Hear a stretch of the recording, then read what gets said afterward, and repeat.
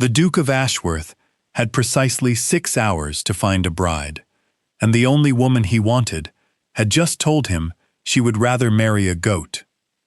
"I beg your pardon?" Simon Blackwood, the 9th Duke of Ashworth, stared at the woman who had just upended his entire carefully constructed plan. His leather gloves creaked as his hands tightened on the back of the chair he'd been about to offer her. "You cannot be serious." Lady Eleanor Hartley adjusted the lace at her wrists with the calm of someone who had just announced she would be taking tea, not refusing one of the most eligible dukes in all of England. "I assure you, Your Grace, I have never been more serious about anything in my life. I would rather marry a goat, a particularly ill-tempered goat, one with a fondness for eating hats. This is not a jest. I should hope not. I would never joke about goats. They are dignified creatures."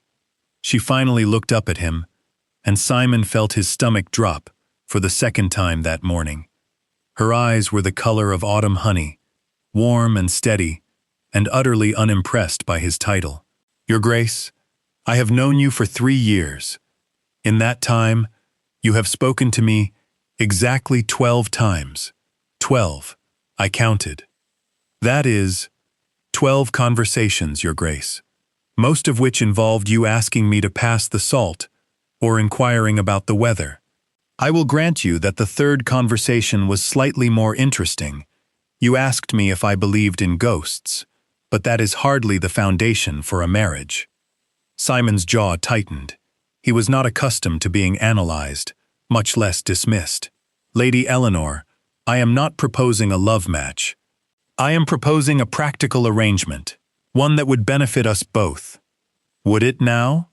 Eleanor tilted her head, and Simon noticed, not for the first time, that she had the most infuriatingly expressive face. "Do tell me how I benefit from marrying a man who has shown less interest in me than he has in his own horses. And I know for a fact that you named your favorite stallion after your grandmother. That is the level of affection I am comparing myself against. The stallion is an exceptional animal. The stallion is a horse, Your Grace. A horse you speak to more frequently than you speak to me." Simon pinched the bridge of his nose. He had not anticipated this. He had anticipated many things: his mother's dramatic fainting spells, his younger brother's mocking commentary, the endless parade of eligible ladies his grandmother would throw in his path. What he had not anticipated was Lady Eleanor Hartley, quiet, sensible Lady Eleanor, the one woman in London who had never once batted her eyelashes at him, turning him down with the force of a cannonball. "Let me be perfectly clear," he said, abandoning the chair and beginning to pace. He had chosen the garden for this proposal because he'd assumed it would be romantic enough to soften any objections. The roses were blooming, the fountain was trickling, and a gentle breeze made Eleanor's golden brown hair flutter around her face in a way that was distractingly lovely. The setting was perfect.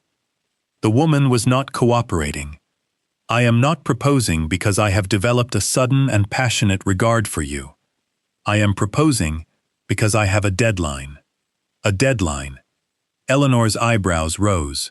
"For marriage? Is that a new fashion I am unaware of? The deadline season? I shall have to inform my friends. I need a wife before midnight tonight." The amusement vanished from Eleanor's face. She straightened in her chair, and Simon felt a brief pang of something that might have been guilt. He had never intended to reveal the true urgency of his situation, but the woman had backed him into a corner. "Before midnight?" Her voice had lost its playful edge. "Why? What happens at midnight?" "The Marquess of Granville arrives at my estate at noon tomorrow. He is bringing his daughter, Lady Margaret, and a document that will transfer half my holdings to him if I am not married by the time he arrives." Eleanor blinked. Once. Twice. Then she laughed. A genuine, startled laugh that made the roses seem somehow less impressive. "You cannot be serious." The Duke of Ashworth, one of the wealthiest men in England, is being blackmailed into marriage by a marquess. The situation is more complex than I can explain in a garden with a woman who just compared me to a hat-eating goat. "Oh, I have time," Eleanor said, leaning forward. "I have all day, in fact. I was scheduled to be proposed to by a perfectly nice baron this afternoon, but I believe he has already been told I am otherwise engaged. Something about a goat." Simon stopped pacing and fixed her with the look that usually made his groomsmen quiver. "If you wish to hear the story, you will stop making jokes about goats. I make no promises." He took a breath. The story was humiliating. He had spent 3 weeks trying to find a way out of it. 3 weeks of frantic letters, and desperate meetings, and sleepless nights. And now, with 6 hours remaining, he was telling it to a woman who found the entire situation tragically amusing. "3 years ago," he said, "my father died. He was a good man but a poor judge of character. He entered into an agreement with Lord Granville, a gambling debt, a loan, a series of bad investments. I am still piecing together the details. What I know is this. There is a document that requires a signature, and Lord Granville will present it at noon tomorrow. The document will grant him a significant portion of my inheritance, unless I can prove I am married and have secured the line of succession." Eleanor's smile faded. "He wants you to have a son. He wants me to be trapped. The document has a clause. If I am married, but my wife has not produced an heir within 2 years, the lands revert to him. The only way to void the agreement is to prove that my marriage is already in motion before he arrives. A signed marriage certificate, witnessed by a member of the House of Lords, dated before the stroke of midnight. That is remarkably specific. Lord Granville is a remarkably specific man." Eleanor studied him for a long moment. Simon had the uncomfortable feeling that she was seeing far more than he wanted her to see. The exhaustion, the desperation, the fear, all of it laid bare in the midday sun. "Why me?" she finally asked. The question caught him off guard. He had expected her to ask about the lands, the money, the social standing. Not this. Never this. "I know you," he said, and the words came out more honestly than he'd intended. "I mean, I know your family. Your father is an honorable man. You are sensible, practical. You would not make demands or cause scenes. You would manage the household with efficiency." "Efficiency?" Eleanor's voice was flat. "You are proposing because you believe I will be efficient. And because you are kind," he added, feeling suddenly as though he was standing in a hole and digging himself deeper. "When my mother had her episode at the Carlisle ball, you were the one who helped her to the carriage. You did not make a scene or seek attention. You simply assisted, and then disappeared. I was not about to leave a duchess weeping in a ballroom. That would have been unkind." "Unkind." Simon latched onto the word. "You are kind. I need a wife who is kind. And you are—" "I am going to stop you there," Eleanor said, rising from her chair. She was not tall. The top of her head barely reached his shoulder, but she drew herself up with a dignity that would have done a queen proud. "Your Grace, I appreciate the compliment, I think, but I have no intention of marrying a man who cannot be bothered to know me well enough to propose to me sincerely. I am being sincere. You are being practical. There is a difference." She stepped closer, and Simon found himself taking an involuntary step back. "I do not know you either, Your Grace. I know that you are handsome. Anyone with eyes can see that. I know that you are wealthy. I know that you are powerful. But I do not know what makes you laugh. I do not know what makes you angry. I do not know if you like the rain or hate it. If you prefer poetry to prose. If you think a good meal is a blessing or a necessity. Those are not. I know," she continued, "that you hold your horses in higher regard than most people. I know you donated £5,000 to the orphanage in St. Giles, and ordered that no one be told it was you. I know you argued with the Archbishop of Canterbury for an hour about the interpretation of a passage in the Book of Common Prayer, and then immediately donated to his restoration fund when you won the argument. Simon blinked. How do you know about the Archbishop? I have friends, Your Grace, and I pay attention. Eleanor smiled, but it was a sad smile now. I have always paid attention to you. That is why I know that this proposal was not born of affection or even respect. It was born of desperation, and I refused to be the answer to a problem. She turned to leave. Wait. The word came out more sharply than Simon had intended. He had not planned to say it.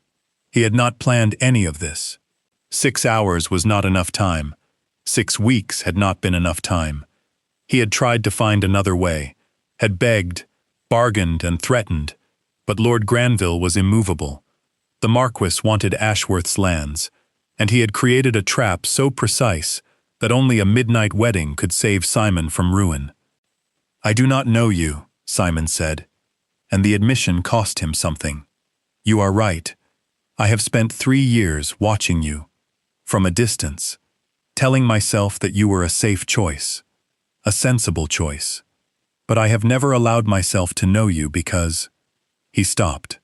The words were there, lodged in his throat like stones. Eleanor had turned back to face him. The afternoon sun caught her hair, turning it to burnished gold. She looked like a painting. She looked like a problem. She looked like the only solution. Because I was afraid. The words tasted strange in his mouth. Simon Blackwood, 9th Duke of Ashworth, was not afraid of anything. He had faced down Lord Granville, his grandmother's disapproval, his brother's mockery, and the slowly crumbling state of his father's legacy. But looking at Lady Eleanor Hartley, he realized he had been avoiding her for years because she made him feel something he had never wanted to feel. Hopeful. You are afraid of me. Eleanor's voice was incredulous. I am afraid of what you represent. Simon took a step toward her, then another. The space between them disappeared, and he was close enough to see the flecks of amber in her eyes. I have spent my entire life managing things. Estates, investments, titles, responsibilities. Every problem has a solution. Every situation can be controlled. But you, Lady Eleanor, you are not controllable. You are not predictable. And when I look at you, I feel as though I am standing on the edge of something I cannot see the bottom of. That sounds horrifying. It is. It is absolutely horrifying. He laughed, and the sound was startling. He had not laughed in weeks. I have spent 3 years running from the feeling, and now, with 6 hours to find a bride, I have decided to stop running. Eleanor stared at him. You are very strange. So, I have been told. He offered his hand. Lady Eleanor, I cannot promise you love. I cannot promise you romance or poetry, or the kind of courtship that would make your friends swoon. But I can promise you this. I will try to know you. I will try to understand you. I will stop running. That is not a proposal. No, he agreed. It is not. But I think it is the most honest thing I have said in years. Eleanor looked at his hand. Then she looked at his face. Then she did something Simon had not expected. She smiled. It was not the polite smile she offered at balls and dinners. It was a real smile, one that reached her eyes and made her look like someone who had just discovered a secret. I will make you a deal, Your Grace. I will accept your offer, as a negotiation, not a proposal, provided that you spend the next 6 hours proving to me that you are worth marrying. 6 hours is not... 6 hours. Eleanor crossed her arms. 6 hours to make me laugh. 6 hours to make me cry. 6 hours to make me believe that you are not just looking for a wife, but looking for me. And if I am not convinced by midnight, I will wish you the very best of luck with Lady Margaret. Simon opened his mouth to argue, Then he closed it again. She was the most infuriating woman he had ever met. She was also the only woman he had ever met who made him want to try. "You have a deal," he said. And then he watched her walk away, wondering if he had just made the best decision of his life or the most catastrophic mistake. 6 hours. Simon had faced down creditors, hostile businessmen, and his grandmother's expectations with less anxiety than he was feeling now. 6 hours to convince a woman to marry him. 6 hours to change her mind from goat to duke. He was not a romantic man. He had never needed to be. His title did most of the work for him, and his appearance. He had been told he was handsome, though he found the entire concept vaguely embarrassing, handled the rest. Women were never difficult. They were always willing, always eager, always ready to become a duchess. Eleanor Hartley was not a woman who needed to be a duchess. She was the daughter of the Earl of Bexley, a man who had been content to live quietly in the country, while his daughter attended the occasional season in London. The Earl was kind, unassuming, and completely unconcerned with the trappings of aristocracy. He had raised his daughter to be sensible, independent, and absolutely unimpressed by titles. Simon had not known this 3 years ago, when he'd first noticed Eleanor at a dinner party. She had been sitting quietly at the end of the table, listening to a conversation about the price of corn, with the same intensity that other women reserved for romantic entanglements. She had not looked at him once. She had not giggled, or fluttered her eyelashes, or tried to catch his attention. She had simply been there, calm and contained, like a lake in a storm. He had been fascinated. He had been terrified. He had spent the next 3 years avoiding her, and now he had to convince her to marry him. "Hell's teeth," Simon muttered, and began to pace. The first hour was spent in pursuit of something that would make Eleanor laugh. Simon had never tried to make anyone laugh. He was not a humorous man. His brother, Thomas, was the funny one. Thomas could make the most dour-faced dowager snort into her tea. Thomas could charm anyone. Simon could manage an estate. He could broker a deal. He could recite the terms of the Treaty of Utrecht with perfect accuracy. He could not make a woman laugh. He found Eleanor in the library, which was where he should have looked first. Eleanor was always in the library.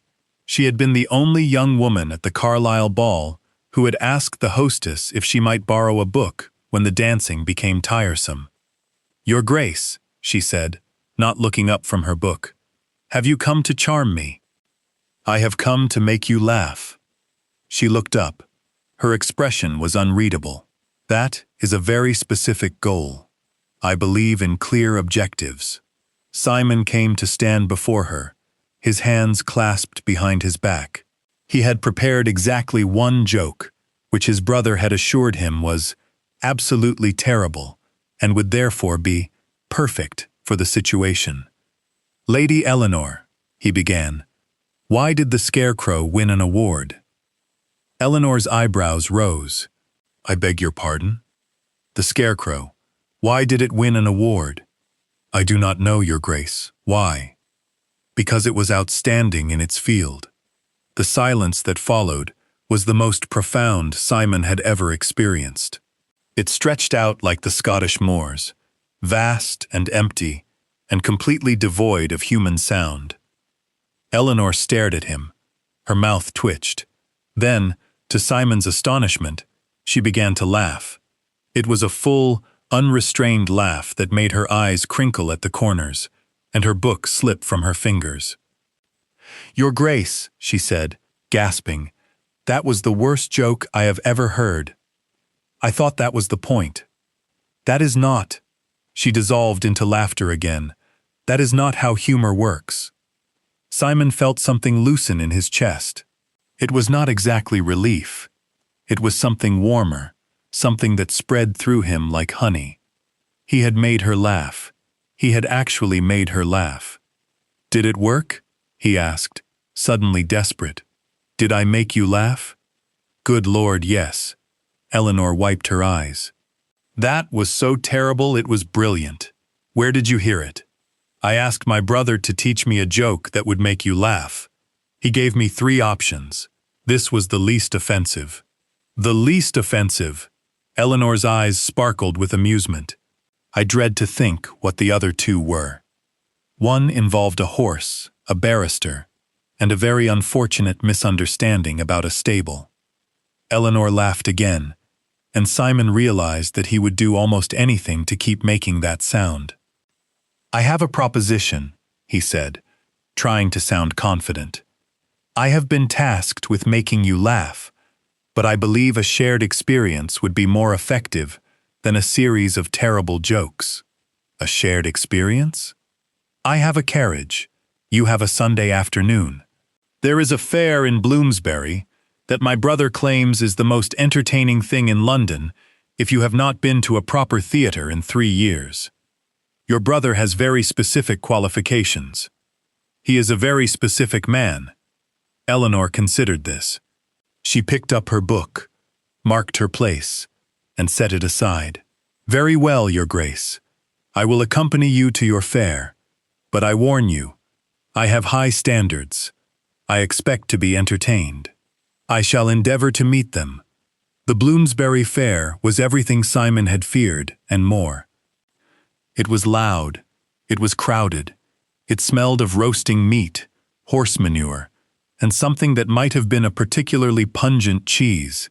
There were jugglers, and fire-eaters, and a man who claimed he could read the future by examining the entrails of a pigeon. This is your grand entertainment? Eleanor asked, watching a man swallow a sword with considerable skill. My brother assured me it was the most fascinating spectacle in London. Your brother has never met a spectacle he didn't like. Simon was about to agree when he spotted something that made his blood run cold. A fortune-teller's tent. He had not considered what would happen if someone recognized him at a fair. The Ashworth name was well known, and there would always be someone willing to sell a story to the newspapers. Your Grace? Eleanor's voice was curious. What is wrong? You look as though you have seen a ghost. We must be careful, he said, taking her arm. If anyone recognizes me. Recognizes you? Eleanor laughed. Your Grace, you are wearing a hat that makes you look like a particularly grumpy mushroom. No one is going to recognize you. He had forgotten about the hat. It had been a compromise between his valet, who had wanted him to wear something dignified, and his brother, who had insisted on absolute anonymity. The result was a wide-brimmed, dark gray monstrosity that slumped over his head like a depressed flower. It is a serviceable hat, he said defensively. It is a tragic hat. Eleanor smiled up at him, and Simon realized that she was standing very close to him. But I believe it will serve its purpose. No one will look twice at a man with such terrible taste in headwear. Your compliments are devastating. I learned from the best. She gestured to the fortune-teller's tent. Shall we? I confess I am curious to hear what a pigeon's entrails have to say about my future. Simon had never believed in fortune-tellers.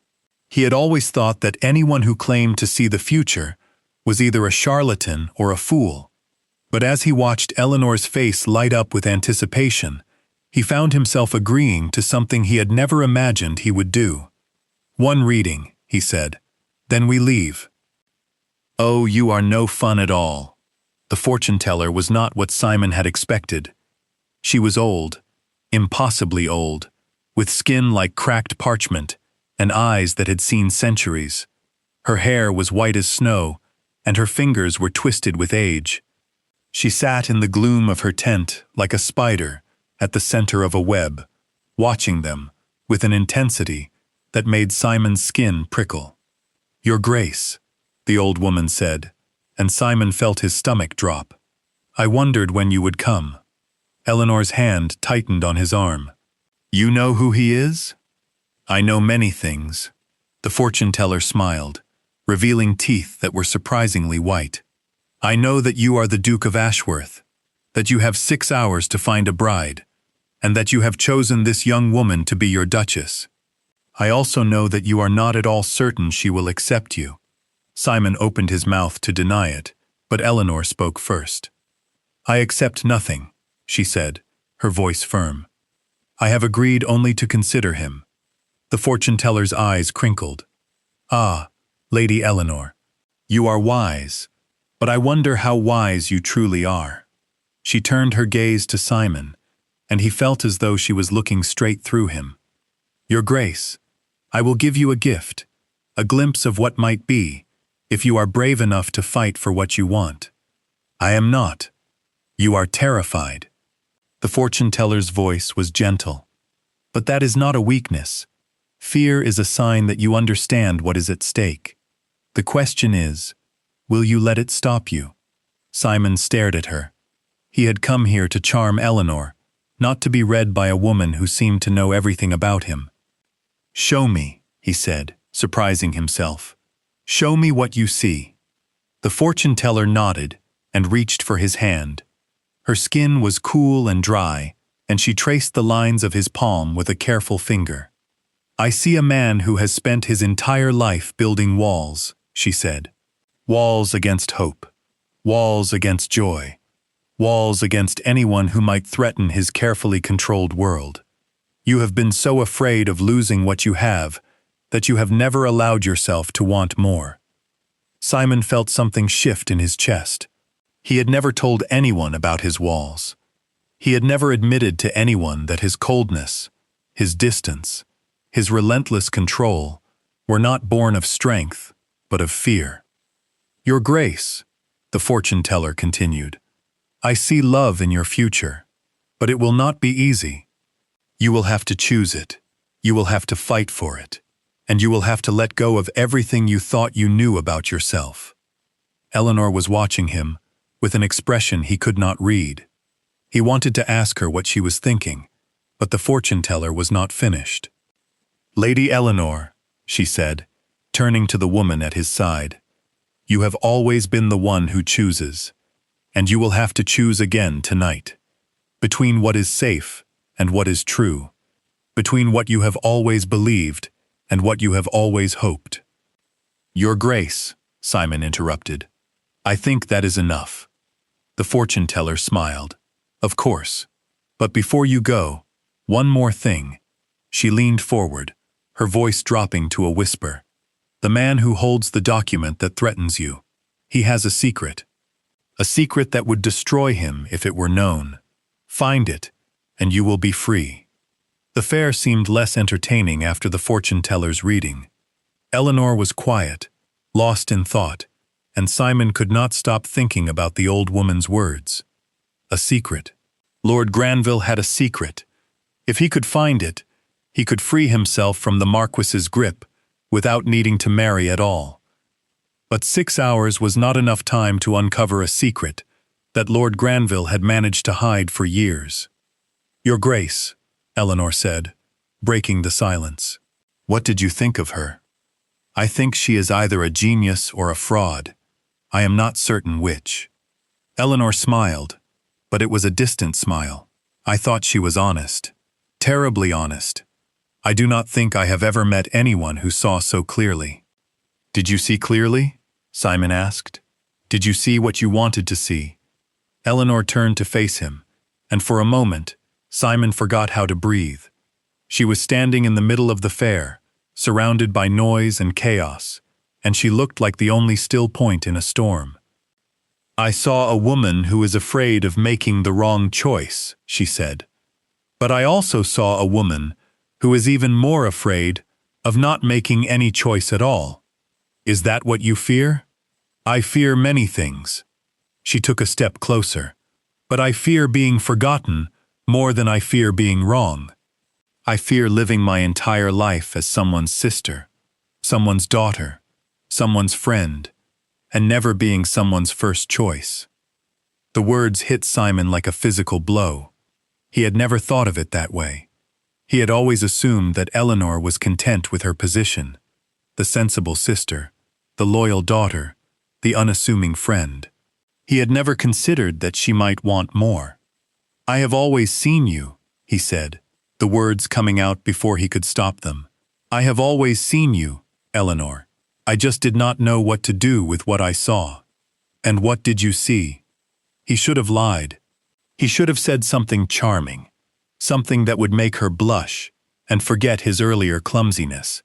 But something in the fortune-teller's words, something in the way Eleanor was looking at him, made him want to be honest. "I saw a woman who did not need me," he said. "I have spent my entire life being needed. My family needs my name. My tenants need my protection. My servants need my authority. Everyone needs something from me. But you never asked for anything. You never looked at me as though I could solve your problems. You looked at me as though I was just a man."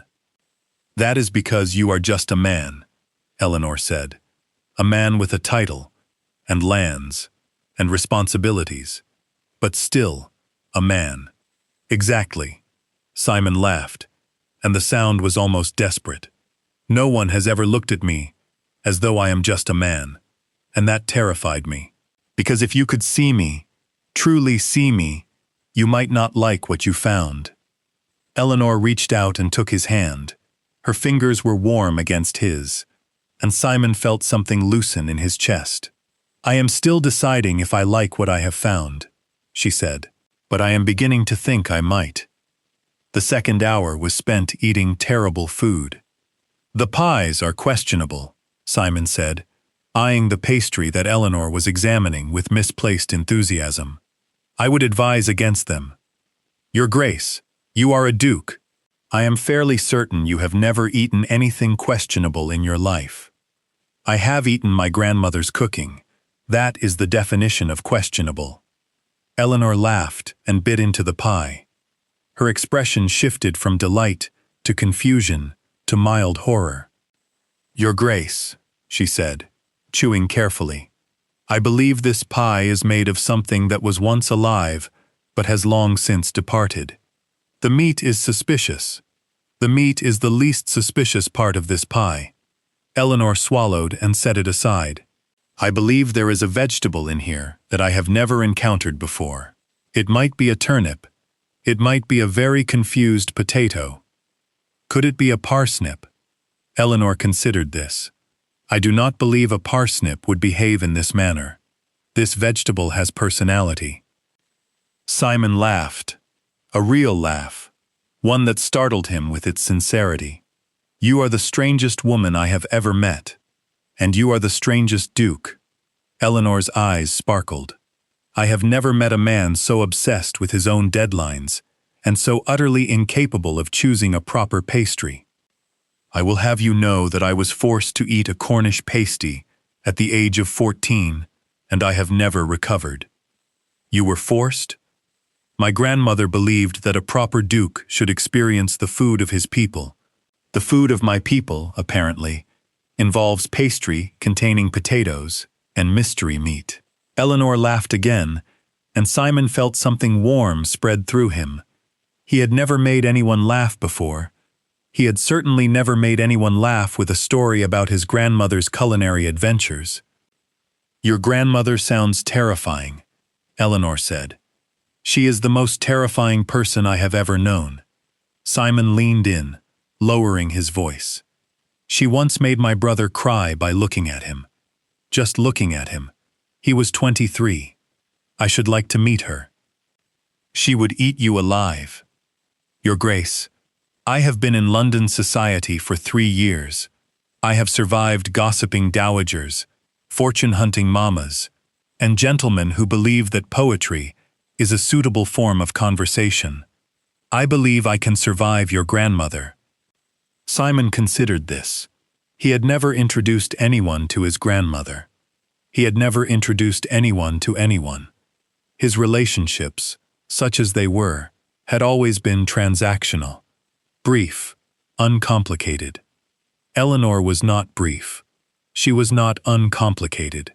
She was the most complicated woman he had ever met, and the thought of introducing her to his grandmother made his stomach churn with something that might have been fear or might have been anticipation. Very well, he said. I shall introduce you to my grandmother. But I warn you, she will judge you. I have never been less concerned about anything in my life. The third hour brought them to the river. Simon had thought that a walk along the Thames would be romantic. He had not accounted for the smell, which was considerable. He had not accounted for the fact that Eleanor would spend half the time trying to identify the various objects floating in the water.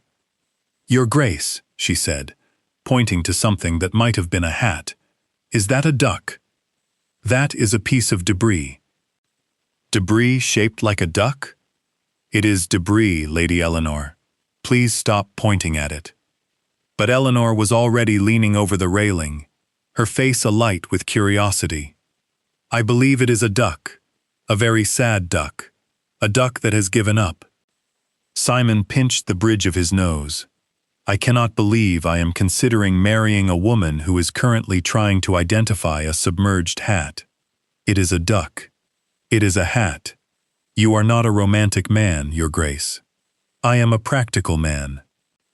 Eleanor turned to look at him, and something in her expression softened.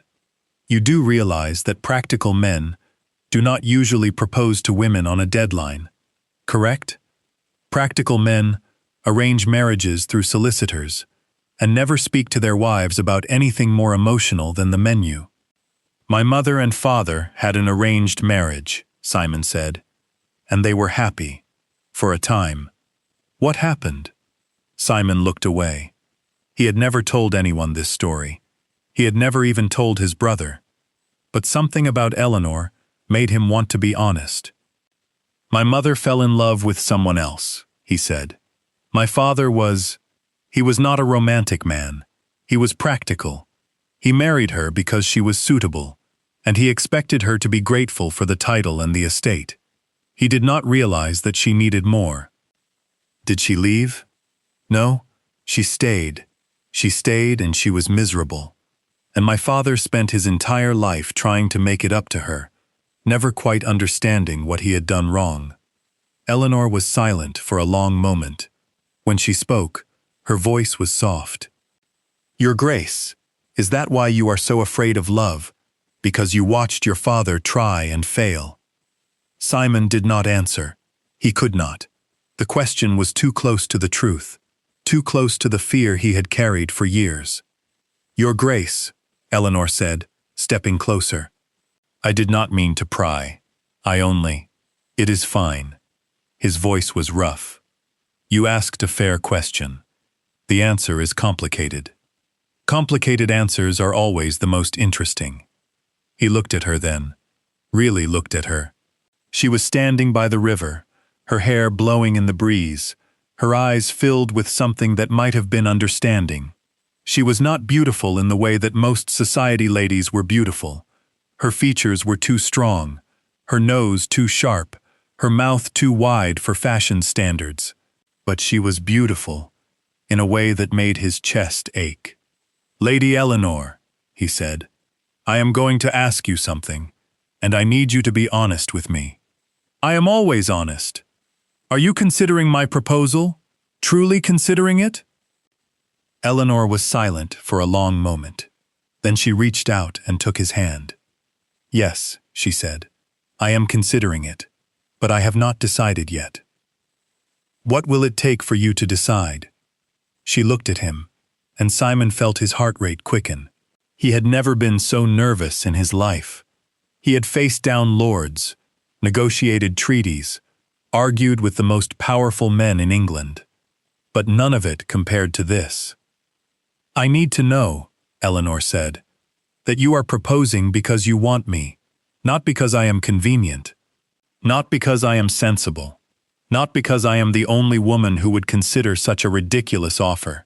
I need to know that you see me, truly see me, and that you still want to spend your life with me.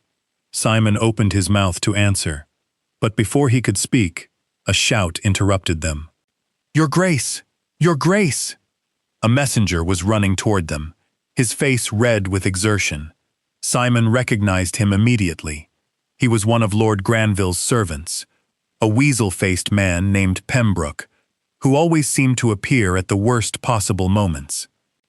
"Your Grace," Pembroke said, gasping for breath. "Lord Granville has arrived early. He is at Ashworth House now, demanding to see you." Simon felt the blood drain from his face. Early? He was not supposed to arrive until noon tomorrow. He said he had a change of plans. He wishes to expedite the proceedings. Expedite. Simon's mind raced. If Granville had arrived early, it meant he was desperate. Desperate enough to come himself, to try to force the issue, which meant that Simon had even less time than he had thought. "Lady Eleanor," he said, turning to her, "I must return to the house. I will have my carriage take you home." "No," she said, her voice firm. "I am coming with you. Eleanor, Your Grace, I am not going to let you face this alone." She took his hand, and Simon felt something shift in his chest. "I have not decided whether I am going to marry you, but I have decided that I am going to help you, because that is what people do when they care about each other. They help." Simon looked at her. He saw her determination, her courage, her unwavering belief that she could make a difference. And for the first time in his life, he allowed himself to hope. "Very well," he said. "We go together." Ashworth House was chaos. Simon's mother was in the drawing room, fainting on a regular basis. His brother was arguing with Lord Granville in the study, and his grandmother was sitting in the main hall like a spider at the center of a web, watching the proceedings with an expression of immense satisfaction. "Your Grace," Lord Granville said, emerging from the study, "I am so glad you could join us. I was beginning to think you had run away." Simon squared his shoulders. "I do not run, Lord Granville." "No, you simply delay." Lord Granville's smile was cold. "But I have grown tired of delays. I have arrived early to discuss the terms of your surrender." "My surrender?" Simon laughed, and the sound was surprisingly steady.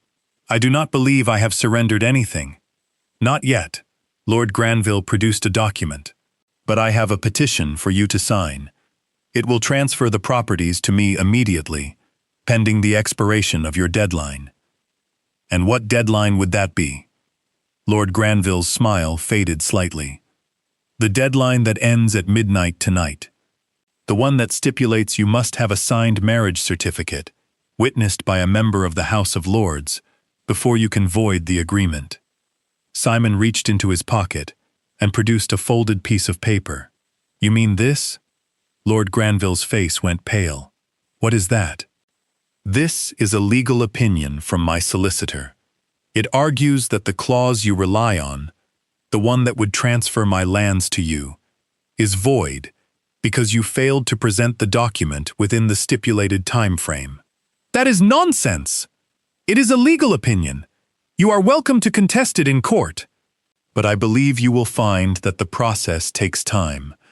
Time you do not have." Lord Granville sputtered. "You cannot. I will have you ruined." "You will try," Simon agreed.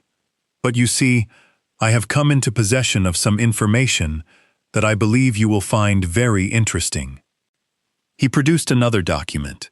This one a letter from a former servant of Lord Granville's estate. It detailed years of financial misconduct, fraud, and a secret gambling debt that Granville had never paid. Lord Granville stared at the letter. His face went pale. "Where did you get that?" "I have my sources." Simon heard Eleanor's sharp intake of breath beside him. He wanted to explain that he had not betrayed her trust, that the letter was legitimate, that he had simply had very good fortune. But now was not the time for explanations. "Lord Granville," he said, "I am willing to make a deal. You will destroy the original document, all copies of it, and you will never attempt to claim my lands again. In exchange, I will keep this letter private. You will be allowed to retire from public life, with your reputation intact. But if you attempt any further actions against my family, this letter will be in the hands of every newspaper in London." Lord Granville stared at him. For a moment, Simon thought he would refuse. Then, slowly, the marquess's shoulders slumped. "Very well," he said. "You win this round, Ashworth, but I do not believe you have seen the last of me." "I sincerely hope I have." The door closed behind Lord Granville, and Simon felt the tension drain from his body. He had done it. He had won. The lands were safe. The deadline was gone, and he was free. And yet, standing in the middle of Ashworth House, surrounded by his family and the remnants of the chaos, he felt a profound emptiness. "Your Grace," Eleanor's voice came from beside him. "What was that? How did you get that letter?" Simon turned to face her. "I have my sources, Lady Eleanor. Sources that just happened to appear at the perfect moment." He felt something twist in his chest. The letter was real. He had not fabricated it. But he had known about it for weeks.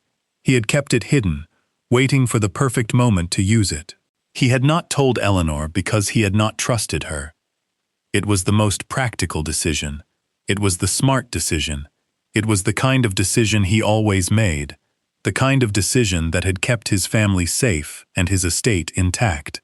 But it was also a betrayal. "Lady Eleanor," he began, but she stepped back. "You planned this," she said, her voice cold. "You had the letter the entire time. You knew you did not need to marry me. You used me. No, You made me believe that you needed me." Her voice was shaking. "You made me believe that I was the only one who could save you. And all the while, you had this secret weapon in your pocket, waiting for the perfect moment to use it. Eleanor, how could you?" She stepped back further, and Simon's heart sank. "I was beginning to believe that you were different. I was beginning to believe that you actually saw me. But all I was to you was another pawn in your game. It was not a game." "No?" She laughed, but the sound was bitter. "Then what was it, Your Grace? What was I to you?" He opened his mouth to answer, but no words came. She was right. He had used her. He had not meant to. He had been desperate, terrified, and he had reached for the first solution he could find. But that did not change what he had done. "I cannot do this," Eleanor said. "I cannot be someone's second choice, someone's backup plan, someone's convenient solution. I thought you were different. I was wrong." And then she was gone. The evening stretched out before Simon like a nightmare. His mother had stopped fainting. His brother had stopped arguing. His grandmother had retreated to her chambers with a smug expression that suggested she had known how this would end all along. And Simon was alone. He had never felt so alone. He had been alone his entire life, surrounded by family, surrounded by servants, surrounded by the weight of his title. But he had never felt it so keenly as he did now. He had ruined everything. He had destroyed the one chance he had at happiness. He had been so practical, so cautious, so afraid of making a mistake that he had made the biggest mistake of all. He had pushed away the only woman who had ever made him feel alive. "Your Grace?" He turned. One of the servants was standing in the doorway, looking uncertain. "What is it?" "There is a visitor, Your Grace. Lady Eleanor Hartley. She is waiting in the garden." Simon's heart stopped. Then it started again, pounding against his ribs like a wild animal. "Tell her I will be there directly." The garden was peaceful in the twilight. The roses were closing their petals. The fountain was murmuring softly. And Eleanor was standing in the middle of it all, looking like something out of a dream.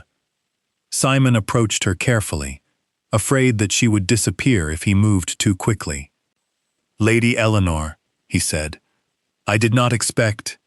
I was wrong." He blinked. "I beg your pardon? I was wrong." Eleanor turned to face him, and Simon could see that she had been crying. Her eyes were red-rimmed, but there was a fierce determination in her gaze. "I was angry, and I said things that were not true. You did not use me. You were desperate, and you made a mistake, but you did not use me. Eleanor, let me finish. She stepped closer. I thought I was being practical. I thought I was protecting myself from being hurt. But all I was doing was hiding. I was so afraid of being someone's backup plan that I refused to see that I was never a backup plan. You came to me because you wanted me, not because I was convenient. Simon opened his mouth to speak, but Eleanor continued. I also discovered something, she said. I went home, and I spoke to my father, and I learned that the fortune teller's words were true. Lord Granville has a secret, a child, born out of wedlock, who he has kept hidden. I thought that knowledge might be useful. Eleanor, I already knew. I know you knew. She smiled, and the expression was almost rueful. I have spent the past 3 hours being furious with you for keeping secrets. And then I realized that I keep secrets too. We all do. The question is not whether we keep secrets, but what we choose to do with them. You are not angry with me? I am furious with you. I am utterly, completely furious with you. She stepped closer, and Simon felt his heart begin to race. But I am also in love with you, and I am tired of being afraid. Simon stared at her. He could not have heard her correctly. You are in love with me? Terribly inconvenient, is it not? Eleanor laughed, and the sound was warm. I have spent the past 3 years trying very hard not to be in love with you. I was doing very well, I thought, and then you proposed in the most ridiculous manner imaginable, and now I am completely and utterly done for. Simon reached out and took her hands. Eleanor, I know you do not love me, she said quickly. I know you are not a romantic man. I know you are practical and sensible, and you have absolutely no intention of falling in love with anyone. But I thought you should know, so that when you decide to find someone else... Someone else? Simon laughed. Eleanor, I have spent 3 years avoiding you because I was terrified of how much I wanted you. I have spent today proving that I am willing to be honest with you, even when it is difficult. I have made terrible jokes, and eaten questionable pies, and stared at a hat floating in the Thames, because I wanted to spend time with you. That was a duck. That was a hat. He stepped closer, closing the distance between them. Eleanor, I love you. I have loved you for years. I was just too afraid to admit it. You were right. You were always right. I built walls around myself because I was terrified of getting hurt, terrified of making the same mistakes my father made. But you are not a mistake. You are not a compromise. You are the only thing I have ever been sure of. Eleanor stared at him. You love me? Completely, utterly, in ways that make no sense, and absolutely no practical sense at all. Simon laughed, and it was a dizzy, disbelieving laugh. I love you, Eleanor Hartley, and I would rather marry a goat than spend another day pretending I do not. Eleanor was silent for a long moment. Then she smiled, the real smile, the one that made her eyes crinkle at the corners. Your Grace, she said, I believe you have just proposed to me a second time. Did it work? I am considering it. She reached up and touched his face. But I believe I will need additional proof, perhaps a lifetime's worth. Simon laughed and pulled her into his arms. She fit perfectly, like she had always belonged there. I love you, he said, his voice thick. I am sorry it took me so long to say it. Your Grace, she said, her lips curving against his. I will forgive you, eventually, but I reserve the right to hold this over your head for the rest of our lives. As long as it means you will have me. I will have you, Your Grace. She pulled back slightly, her eyes shining. I will have you forever. And in the garden, surrounded by roses and twilight, and the promise of a future neither of them had dared to imagine, Simon leaned down and kissed his future wife. It was a year before Simon could walk past a goat without smiling. "The thing is, Your Grace," Eleanor said, standing in the garden with a newborn in her arms, "I have been thinking. The goat would have been a good match. He had excellent breeding." Simon laughed and wrapped his arms around his wife and child. "You are never going to let me forget that." "Never." Eleanor looked up at him, her eyes warm. "It is my favorite story to tell at dinner parties. The Duke of Ashworth, terrified of a marquess, forced to propose to a woman who compared him to a goat." "I did not compare myself to a goat." "No, you simply asked me to marry you, and I said I would rather marry a goat. There is a difference." Simon groaned, but he was smiling. "I should have known you would be insufferable." "You should have known I would be exactly what you needed." Eleanor reached up and touched his face. "I love you, Simon, even when you are ridiculous. Especially when I am ridiculous? Especially when you are ridiculous." And in the garden, surrounded by roses and birdsong and the sound of their daughter's happy coos, Simon Blackwood, Duke of Ashworth, learned the lesson that he had spent his entire life avoiding, that love was not a risk, it was the only thing worth taking a risk for. And so, the Duke of Ashworth learned that sometimes the best things in life come wrapped in the most unexpected packages: a refusal, a deadline, and a woman who refused to be anyone's second choice. If this story made you believe in second chances, in love that grows slowly, or in the courage to choose someone, even when it terrifies you, then hit that like button. Share this with someone who needs to hear that it's never too late to stop running from what your heart already knows. And in the comments below, tell me, would you have said yes to the Duke, or would you have held out for the goat? I'm genuinely curious, and I read every single comment. Subscribe and turn on notifications, because next week, we're diving into a story so scandalous, so unexpected, that even I couldn't believe how it ended. You won't want to miss it. Until then, remember, love isn't about finding someone perfect. It's about finding someone worth being imperfect with.